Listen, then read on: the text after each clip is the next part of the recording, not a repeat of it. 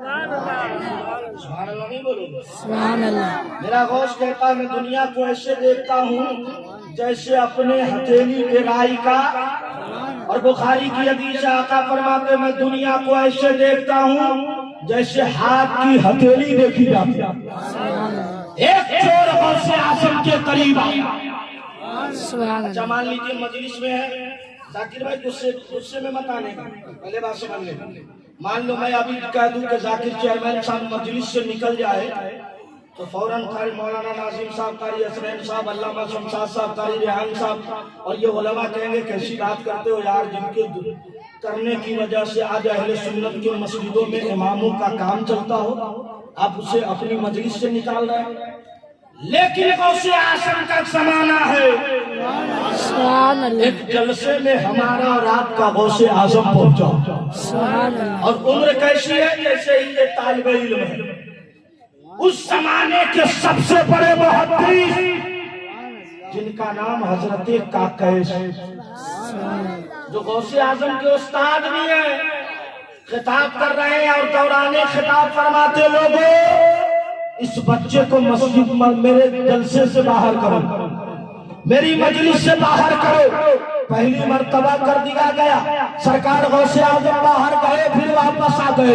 دوسری بار کر دیا گیا، پھر باہر گئے واپس آ گئے. تیسری بار کاکیس نے کہا، پھر غوث اعظم باہر گئے واپس ہو گئے. جب چوتھی مرتبہ کہا تو حضرت کاکیس کرسی سے کھڑے ہوئے اور فرمایا اس بچے کو لاؤ، اس ہستی کو لاؤ، اس مقام والے بچے کو لاؤ.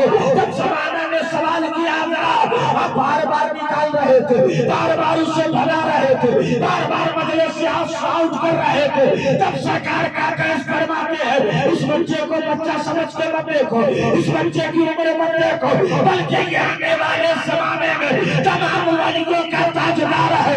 یہی غوث اعظم ہے جو اپنی مجلس سے اعلان کرے گا تمام ولیوں کی گردن پر غوث اعظم کا قدم ہے کہ میں اس کو نکال رہا ہوں. کہ ہونے والے غوث میں صبر کتنا ہے، علم کتنا ہے، طریقہ کتنی ہے، معرفت کتنا ہے، ہم سمجھ میں آ گیا.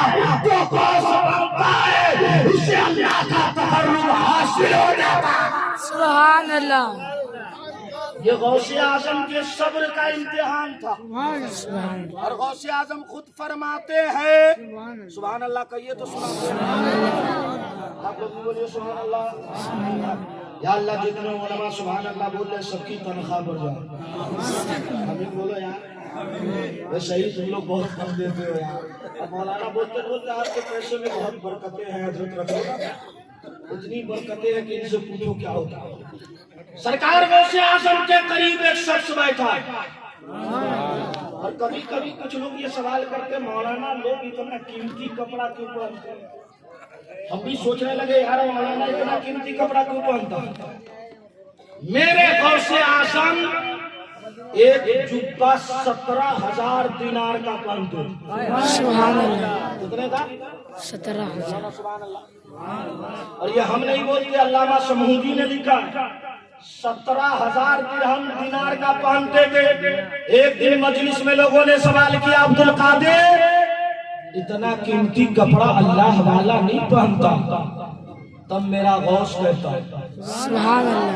آپ کا غوث اعظم کہتا ہے سبحان کیا اللہ. کہتا ہے. اس سے پہلے ایک دو شعر ہم کو یاد آ گیا، اگر کہو تو سبحان اللہ تو سناتا ہوں. سبحان اللہ. کیا سمجھو شاعر کی طرح ضریب کشن کیا کہتے ہیں ضرب زیائی کی طرح سمجھ رہے ہو کہ سستے ہی میں کام چلے گا.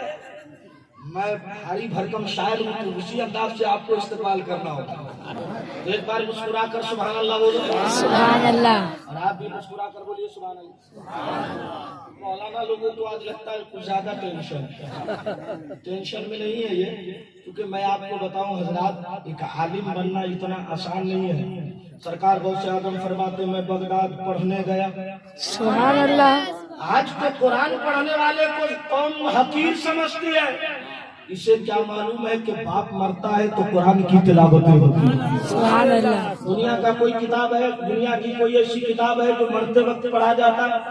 ارے بعض لوگوں کی روحیں نہیں نکلتی، چالو ہوتا ہے تو لوگ بولتے ہیں حضرت آؤ ذرا سورہ یاسین پڑھ دو.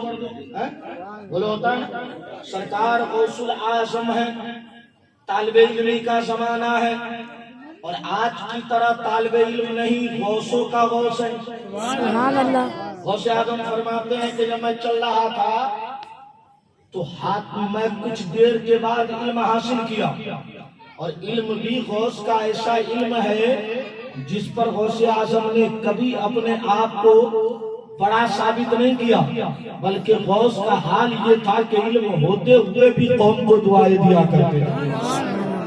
آپ کو نہیں معلوم تو سنو، سرکار غوث اعظم ہے، اور ان کا ایک مرید چاہنے والا، جیسے مان لو ذاکر بھائی بھوانی منڈی سے آیا، تشریف سلیم صدر صاحب وارسی صاحب اپنے گھر سے آئے، سرکار غوث اعظم رضی اللہ تعالیٰ عنہ کے زمانے میں ایک شخص غوث اعظم کی بارگاہ میں پہنچا، اور پہنچنے کے بعد اس نے سوال کیا۔ وہ سوال بھی کتنا عظیم ہے یار، ہمارے اور آپ کے زمانے میں ہو تو ہم لڑائی کر سکتے ہیں، آپس میں خون ریزی ہو کر سکتے ہیں، لیکن غوث کو اللہ نے اتنا پاور دینے کے بعد بھی غوث صبر کرتے رہے اور قوم کو دعائیں دیتے رہے۔ سرکار غوث اعظم ہے اور میرے ہندوستان کا راجا، ہم سب کا خواجہ، سلطان الہند غریب نواز، جن کا مزار بنگلہ دیش میں ہے۔ کہاں ہے؟ بہت سمجھدار لوگ، اللہ تعالیٰ تمہاری سماعت کو برقرار رکھے۔ میں بیچ بیچ میں ٹیسٹ لیتا ہوں، دیکھو۔ اچھا ایک بات بتاؤ، سرکار غوث اعظم اپنی مسجد میں نماز پڑھی اور اعلان فرمایا، لوگوں آج جو میرے پیچھے فجر کی نماز پڑھے وہ جنتی ہو جائے گا، اور جو یہ بات دوسروں سے بتا دے گا وہ جہنمی ہو جائے گا۔ اب مجلس میں سے لوگ مسجد سے نکلے، کسی نے کہا چلو بابا ہمارے ابو آخری پڑاؤ پہ ہے، انہیں کہہ دیا جائے نماز پڑھے جنتی ہو جائے، لیکن دل میں خیال آیا باپ تو جنت کو جائے گا، اب پتا کیا حال ہوگا، کہنے والا غوث ہے، لیکن اسی مجمع میں ایک 17 سال نوجوان ہے جس کو عطائے رسول کہتے ہیں، ہند الولی کہتے ہیں، خواجہ پیا کہتے ہیں، سارے زمانے کا لوگ اسے سلطان الہند کہتا ہے۔ میرا غریب نواز سنا ہے، بغداد کی گلیوں میں ٹہل پڑا، جب شرابیوں سونا آنے والے فجر کی نماز غوث اعظم کے پیچھے پڑھ لینا، چوری کرنے والوں کو نہ کرو، فجر کی نماز غوث اعظم کے پیچھے پڑھ لینا۔ جب فجر کی اذان ہوئی، مسجد پورا لبالب بھری ہے، غوث اعظم سمجھ گئے کہ اس بات کو کسی نے آؤٹ کیا، اس بات کو کسی نے ظاہر کیا، اس بات کو کسی نے کہہ دیا ہے۔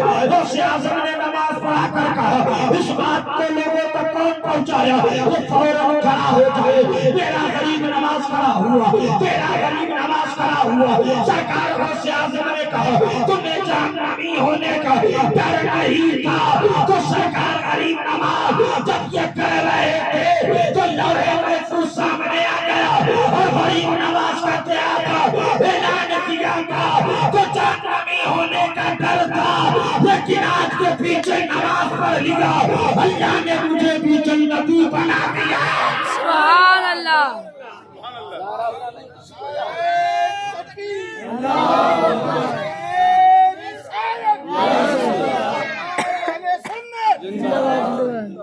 اور میرا غریب نواز، سبحان اللہ بولو گے؟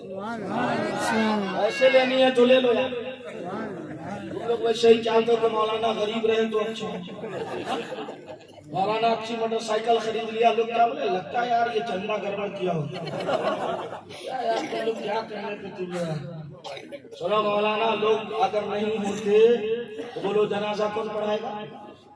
میرے قریب نواز ہے، سبحان اللہ، محبت سبحان اللہ، پیچھے تو لوگ سمجھ رہے ہیں کہ آگے والا اچھا ہے، پھنس گیا، کل بولنا یار جو جلسے میں پھنستا ہے انشاءاللہ قیامت میں بچتا ہے۔ سبحان اللہ، اب تو بولو سبحان اللہ، سبحان اللہ، اللہ سلامت ہو۔